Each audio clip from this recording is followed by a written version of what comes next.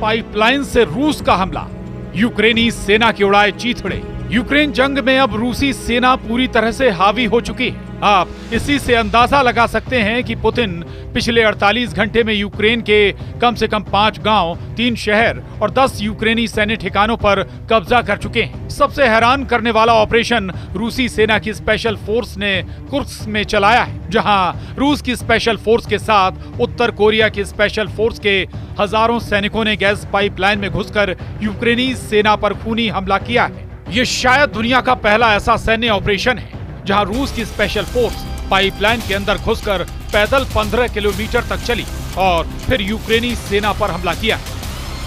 इस खतरनाक ऑपरेशन की हम आपको पूरी डिटेल बताएंगे। साथ ही हम आपको बताएंगे कि कैसे रूस और उत्तर कोरिया के सैनिकों ने कुर्स्क इलाके में 10,000 यूक्रेनी सेना को चारों तरफ से घेर लिया। पाइपलाइन में 50,000 स्पेशल कमांडो, कुर्स्क में कयामती हमला।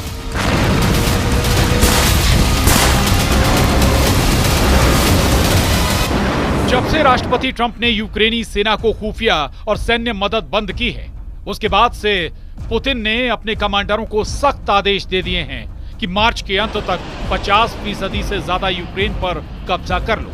यही वजह है कि रूसी सेना इस वक्त पश्चिम रूस के कुर्स्क इलाके से यूक्रेनी सेना को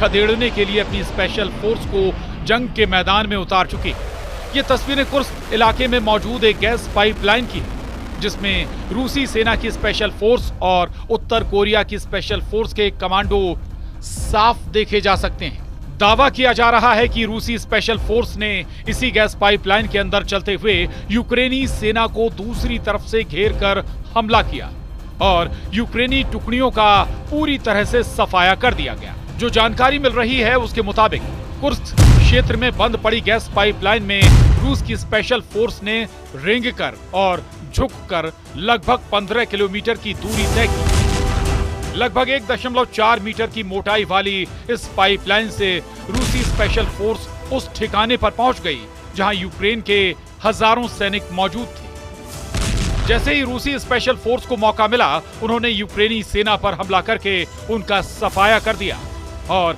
इलाके पर कब्जा कर लिया। रूसी टेलीग्राम ऐप पर प्रसारित फुटेज में दावा किया गया है कि रूसी स्पेशल फोर्स ने उत्तर कोरिया की स्पेशल फोर्स के साथ मिलकर इस ऑपरेशन को अंजाम दिया है। दावा किया गया है कि कुर्स्क के इस रूसी ऑपरेशन ने यूक्रेनी सेना की कमर तोड़कर रख दी है। 15 किलोमीटर तक गैस पाइपलाइन में चलकर रूसी सेना ने यूक्रेनी सेना के 350 से ज्यादा यूक्रेनी सैनिकों को मार डाला है। पूर्व रूसी राष्ट्रपति दिमित्री मेदवेदेव ने टेलीग्राम पर दावा किया है कि कुर्स्क में रूस की जीत लगभग पूरी हो चुकी है। रूसी टेलीग्राम चैनल पर गैस मास्क लगाए रूसी स्पेशल फोर्स को बड़ी टॉर्च के जरिए गैस पाइपलाइन में आगे बढ़ते देखा जा सकता है। जिस सुदजा इलाके पर रूसी सेना ने कब्जा किया है, वो रूस की प्राकृतिक गैस को यूरोप में आपूर्ति का बड़ा केंद्र है। लेकिन अब दावा किया गया है कि रूसी सेना ने सुदजा शहर पर कब्जा कर लिया। रूस के तूफानी हमले, यूक्रेन में भयंकर तबाही। अमेरिका ने अपने सैटेलाइट और जमीनी खुफिया नेटवर्क को यूक्रेन के लिए बंद कर दिए हैं, जिसकी वजह से यूक्रेनी सेना रूसी सेना के सामने अंधी हो चुकी है। यूक्रेनी सेना को हमला करने वाले रूसी जेट, मिसाइलों, रॉकेट और ड्रोन के सही पोजीशन का पता ही नहीं चल पा रहा है, जिसकी वजह से यूक्रेन रूस हमलों में पूरी तरह से तबाह हो रहा है। हम आपको रूसी हमलों से जलते यूक्रेन की बर्बादी और विनाश की वो तस्वीरें दिखाने जा रहे हैं जिसने यूक्रेन से लेकर यूरोप तक कोहराम मचा दिया है। रूस के मिसाइल हमलों के बाद जलते यूक्रेन के डोनेट्स्क इलाके की तस्वीरें देखिए। दावा किया जा रहा है कि रूस के हवाई हमले में 11 से ज्यादा यूक्रेनी मारे गए हैं, जबकि 30 से ज्यादा घायल हुए हैं। हम आपको बता दें, अमेरिका ने सैटेलाइट तस्वीरें यूक्रेन को देना बंद कर दी, जिसके बाद रूस के तूफानी हमलों की लहरें एक के बाद एक आ रही हैं। वॉरजोन से आई खबरों के मुताबिक यूक्रेन के डोनेट्स्क इलाके डोब्रोपिल्या शहर में 8 इमारतें पूरी तरह से जलकर राख हो गई हैं। अब जरा रूस के हवाई हमलों की दूसरी तस्वीर देखिए, जिसने यूक्रेन के ओदेसा शहर को जलाकर भस्म कर दिया है। दावा किया जा रहा है कि यूक्रेन के दक्षिणी काला सागर बंदरगाह और ओडिशा में भयंकर तबाही हुई। यहाँ पर रूस के दर्जनों ड्रोन ने एक साथ हमला किया। ओदेसा में रहने वाले यूक्रेनी लोगों का दावा है कि रूस ने इससे पहले इतना बड़ा हमला ओदेसा पर पहले कभी नहीं किया था, लेकिन जब से ट्रंप ने यूक्रेन को सैन्य और खुफिया सूचना बंद की हैं, रूसी सेना के हमलों में बेतहाशा बढ़ोतरी हो गई है। राष्ट्रपति जेलेंस्की भी रूसी हमलों को लेकर अमेरिका और यूरोप से फिर गुहार लगाने लगे। यहाँ तक कि यूरोपीय देशों ने 120 फाइटर जेट से यूक्रेन के चारों तरफ एक ऐसी स्काई शील्ड बनाने का प्लान बनाया है ताकि रूस की मिसाइल और हवाई हमलों को नाकाम किया जा सके। यूरोपीय देशों को ये लग रहा था कि रूस उनकी तैयारी से घबरा जाएगा और यूक्रेन पर हमला कम कर देगा, लेकिन हुआ ठीक उल्टा। कुछ खबरों में दावा किया गया है कि रूसी सेना ने पिछले 24 घंटे में यूक्रेन पर 870 से ज्यादा जमीनी और हवाई हमले किए हैं, जिसकी वजह से यूक्रेन के बहुत बड़े इलाके पर रूसी सेना का कब्जा हो गया है। आप रूसी सेना की बढ़त और जीत का इसी से अंदाजा लगा सकते हैं कि इस वक्त रूसी सेना को पश्चिमी रूस के कुर्स्क इलाके पर दोबारा कब्जा करने में जरा भी यूक्रेनी सेना की तरफ से चुनौती नहीं मिल पा रही है।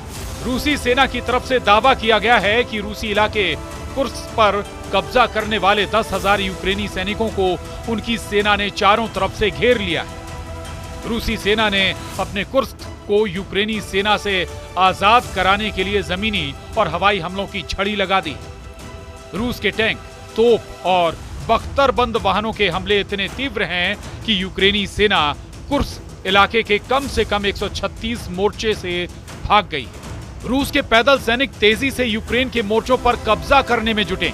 यूक्रेनी सेना इस वक्त इसलिए कुर्स्क में बुरी तरह से हार रही है क्योंकि अमेरिका से मिले हिमार्स रॉकेट अमेरिकी सहायता के बिना सटीक हमला नहीं कर पा रहे हैं। दावा किया जा रहा है कि 10,000 यूक्रेनी सैनिकों को कुर्स्क में रूसी सेना ने इस तरह से घेर लिया है ताकि वो जल्द से जल्द सरेंडर कर दें। रूस ने कुर्स्क के साथ साथ डोनेस्क और ओदेसा में क्लस्टर बमों से यूक्रेनी सेना पर हमला किया है, जिसकी वजह से यूक्रेनी सेना के 24 घंटे के अंदर 280 से ज्यादा सैनिक मारे गए। इधर मरते और हाफते यूक्रेन ने फ्रांस से मिले मिराज 2000 फाइटर जेट और अमेरिकी F-16 लड़ाकू विमानों से रूसी मिसाइलों और ड्रोन को मारने की कोशिश की है, लेकिन मिराज 2000 और F-16 जेट रूस के तूफानी हमलों के सामने फिसड्डी साबित हो रहे हैं।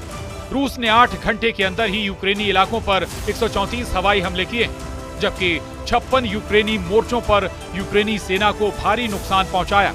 कई इलाकों में तो सैनिकों को सरेंडर होते हुए भी देखा जा सकता है। तबाह इमारतें यूक्रेन के हालात खुद ही बयां कर रही हैं। अब आप अंदाजा लगा सकते हैं कि रूस किस तरह से यूक्रेन को रौंद रहा है। अगर यही हालात रहे तो मार्च के अंत तक यूक्रेन के बहुत बड़े इलाके पर रूस का कब्जा हो जाएगा। Bureau report, news 18।